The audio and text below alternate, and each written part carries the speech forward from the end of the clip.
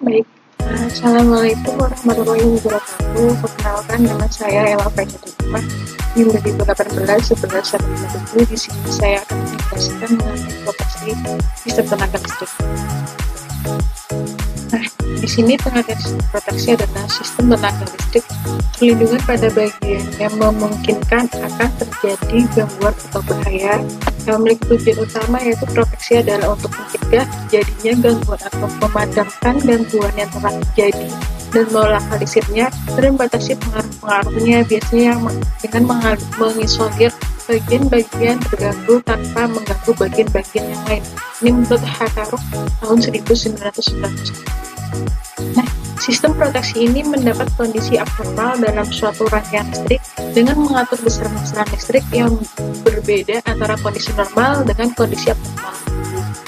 Selanjutnya, kriteria pemasangan proteksi rangkaian sistem tenaga listrik. Nah, yang pertama itu adalah kesepakatan, di mana kesepakatan ini memiliki sensitivitas adalah kepekaan rel proteksi terhadap segala macam gangguan dengan tepat, yakni gangguan yang terjadi di daerah perlindungan. Yang kedua adalah kecepatan, di mana kecepatan ini sistem proteksi perlu memiliki tingkat kecepatan sebagaimana ditentukan sehingga meningkatkan mutu pelayanan keamanan manusia, peralatan, dan stabilitas operasi.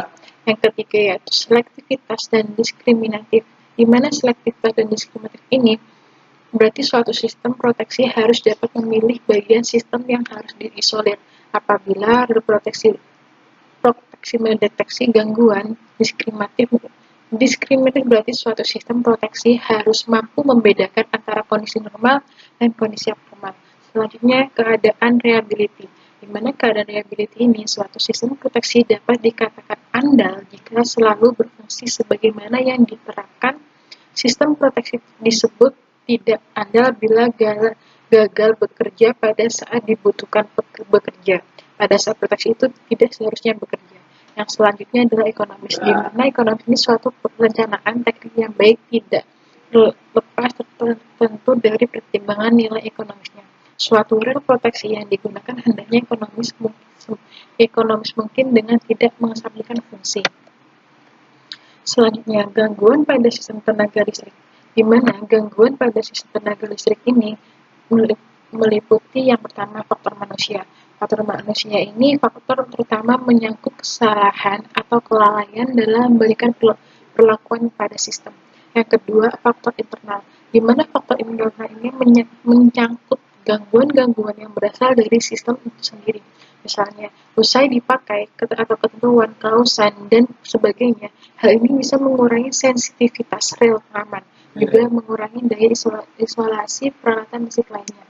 Yang ketiga yaitu faktor eksternal, di mana faktor eksternal ini adalah faktor meliputi gangguan-gangguan yang berasal dari lingkungan sistem, misalnya cuaca, gempa bumi, banjir, dan sebaran petir. Nah, persyaratan sistem proteksi. Persyaratan sistem proteksi ini yaitu sensitivitas, di mana sensitivitas adalah istilah yang sering dikaitkan dengan harga besaran penggerak minimum, seperti level arus minimum, tegangan, daya, dan besaran lain, di mana rel dapat skema proteksi masih dapat bekerja dengan baik. Suatu rel disebut sensitif bila parameter operasi utamanya rendah. Artinya, semakin rendah besaran parameter penggerak, maka perangkat tersebut dikatakan semakin sensitif. Yang kedua adalah kecepatan fungsi sistem proteksi, di mana kecepatan fungsi sistem proteksi adalah untuk mengisolasi gangguan secepat dan sesegera mungkin dengan tujuan utama yaitu mengamankan kontinuitas pasokan daya dengan menghilangkan setiap gangguan sebelum gangguan tersebut berkembang ke arah yang membahayakan stabilitas dan hilangnya sinkronisasi sistem pada akhirnya dapat meruntuhkan sistem tenaga tersebut. Nah, selektivitas suatu sistem proteksi jaringan tenaga adalah kemampuan rel memproteksi untuk melakukan tripping secara tepat sesuai rencana yang telah ditentukan pada waktu mendesain sistem proteksi tersebut. Dalam pengertian lainnya, suatu sistem proteksi tenaga harus bisa bekerja secara efektif sesuai kualifikasi dan jenis gangguan yang harus diamankan. Selektivitas sistem proteksi terkait juga dengan kemampuan diskriminatif. Yang ketiga adalah keadaan reliability, di mana keadaan reliability suatu sistem proteksi dikatakan andal apabila selalu berfungsi seperti yang diharapkan. Sistem proteksi dikatakan tidak andal jika gagal bekerja saat dibutuhkan dan bekerja pada saat proteksi itu tidak seharusnya bekerja. Rel dikatakan baik apabila memiliki nilai keandalan 90 sampai dengan 99%. Suatu perencanaan teknik yang baik tidak terlepas tentunya dari pertimbangan nilai ekonomisnya. Suatu rel proteksi yang digunakan hendaknya seekonomis mungkin dengan tidak mengesampingkan fungsi keandalannya. Selanjutnya, sistem proteksi tenaga listrik. Sistem proteksi tenaga listrik ini adalah gangguan internal, merupakan gangguan yang terjadi apabila akibat kerusakan pada peralatan listrik itu sendiri. Sedangkan gangguan eksternal berasal dari alam sekitarnya dan manusia, sehingga diperlukan suatu peralatan pengaman untuk menjaga kontinuitas tenaga listrik. Secara umum, relay proteksi harus bekerja sesuai dengan yang diharapkan dengan waktu yang cepat, sehingga tidak akan mengakibatkan kerusakan ataupun kalau suatu peralatan terjadi kerusakan secara dini telah diketahui, walaupun terjadi gangguan tidak menimbulkan pemadaman bagi konsumen yang memakainya. Walaupun terjadi gangguan tidak menimbulkan pemadaman bagi konsumen, relay proteksi adalah susunan peralatan yang direncanakan untuk dapat merasakan atau mengukur adanya gangguan atau mulai merasakan adanya ketidaknormalan pada peralatan atau bagian sistem tenaga listrik dan segera otomatis memberikan perintah untuk membuka pemutusan tenaga. Nah, di sini adalah pengaman suatu peralatan listrik. Diperlukan suatu sistem pengaman proteksi yang terdiri dari relay proteksi yang pertama, yang kedua adalah trafo arus atau trafo tegangan, yang ketiga adalah pemutus tenaga PMT atau CB, CD maksud saya, yang keempat adalah sumber DC, yang kelima adalah pengawatan. Nah, di sini terdapat proteksi saluran transmisi. Proteksi saluran transmisi atau penghantar adalah suatu sistem yang berfungsi untuk mengamankan atau mengisolir penghantar atau saluran udara, saluran kabel, tenaga tinggi atau tegangan ekstra tinggi dari gangguan temporer dan gangguan permanen yang terjadi pada penghantar tersebut. Sama seperti komponen dasar penyusun sistem proteksi pada umumnya. Komponen penyusun proteksi pada saluran udara tegangan tinggi atau SUT juga terdiri dari transformator arus CT, transformator tegangan PT atau CFT, relay proteksi, pemutus tenaga atau PPMT, catu daya, rangkaian pengawatan atau wiring, dan tambahan berupa media komunikasi yang berguna sebagai teleproteksi.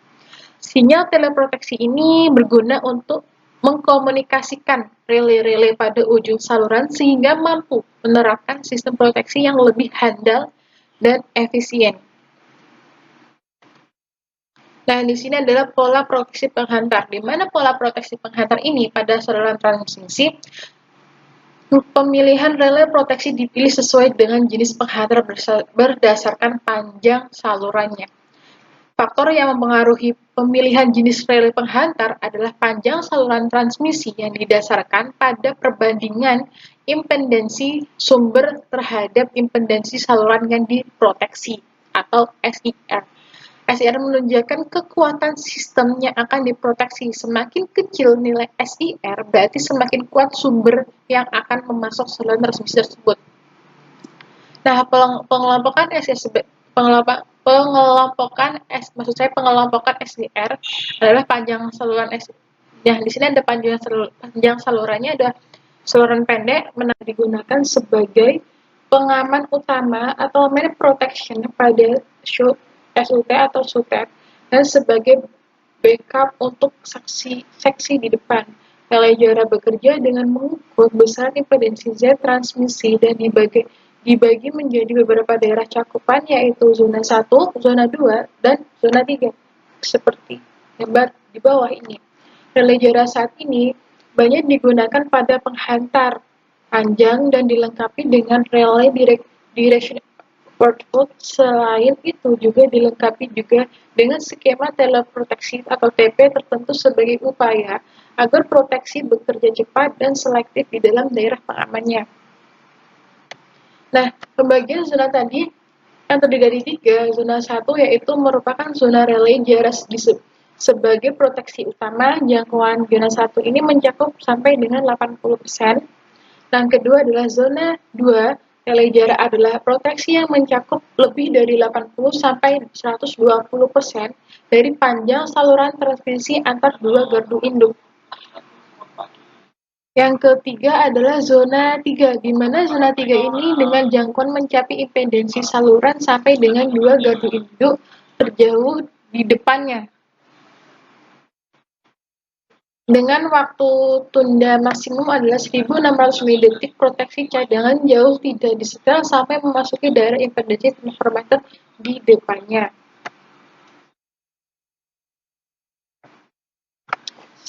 Selanjutnya adalah jangkauan resistive relay distance, di mana saluran ini memiliki gangguan satu fase ke tanah yang bersifat resistif yang diakibatkan pohon, tegakan, dan lain-lain. Pada saluran udara yang banyak meliputi pohon, setting relay jarak harus mencakup besaran tahanan gangguan pohon antara 20 sampai dengan 40 ohm. Relay jarak harus bekerja pada nilai maksimum, yaitu sebesar setengah kali dari nilai impedensi beban.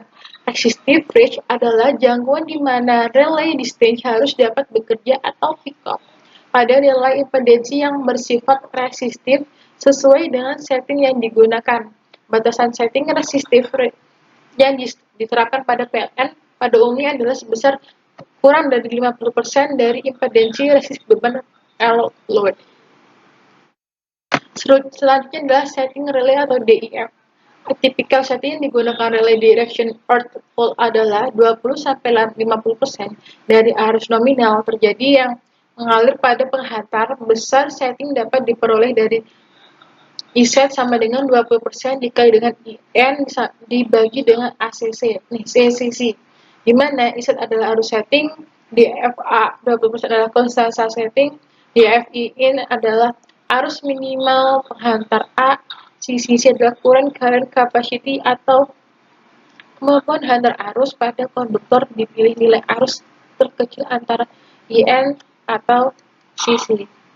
Selanjutnya adalah pola proteksi permissive over bridge transmission trip. Pola proteksi ini biasanya digunakan pada saluran transmisi menengah, saluran PLC, atau teleproteksi yang digunakan harus duplex. Oleh karena itu, relay distance yang dilengkapi pun juga harus menggunakan pola teleproteksi yang sama. Prinsip pola proteksi POT ini digunakan relay DF adalah sebagai berikut, ya. Ketika interrupt trip terjadi apabila relay DF merasakan arus gangguan pada daerah kerjanya dan menerima sinyal karier. Yang kedua, pengiriman sinyal karier dilakukan apabila gangguan dirasakan pada daerah forward relay DF. Nah, di sini adalah perumus tenaga atau PMT. Tegangan mengenal PMT dirancang untuk lokasi yang ketinggiannya maksimum adalah 1.000 meter di atas permukaan air laut. Jika PMT dipasang pada lokasi yang ketinggiannya lebih dari 1.000 meter, maka tegangan operasi maksimum dari PMT tersebut harus dikoreksi dengan faktor yang diberikan. Dimana jika ketinggiannya adalah 1.000 meter, maka faktor koreksi adalah 1,00. Jika 1.212, maka faktor koreksi adalah 0,95. Jika ketinggiannya adalah 1.516, maka faktor koreksi adalah 0,95.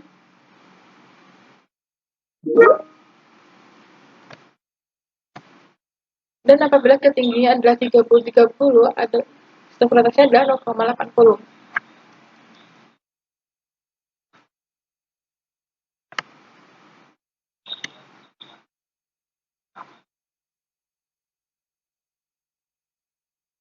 Ini sedikit.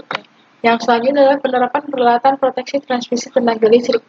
Proteksi transmisi tenaga listrik diberlakukan di semua transmisi tenaga listrik Namun untuk pemasangannya hanya berada di gardu induk. Pemasangan pada saat masuk ke gardu induk dan disalurkan keluar gardu induk. Sehingga jika jaringan tersebut terjadi gangguan, maka gardu induk tidak mengalami kerusakan. Jika terjadi kerusakan, maka kerusakan minimal, kecuali kawat tanah. Kawat tanah dipasang di atas kawat fasa yang berfungsi untuk melindungi kawat fasa dari sambaran petir, sehingga pemasangan berada di saluran jaringan transmisi tenaga listrik. Sekian presentasi dari saya. Wassalamualaikum warahmatullahi wabarakatuh.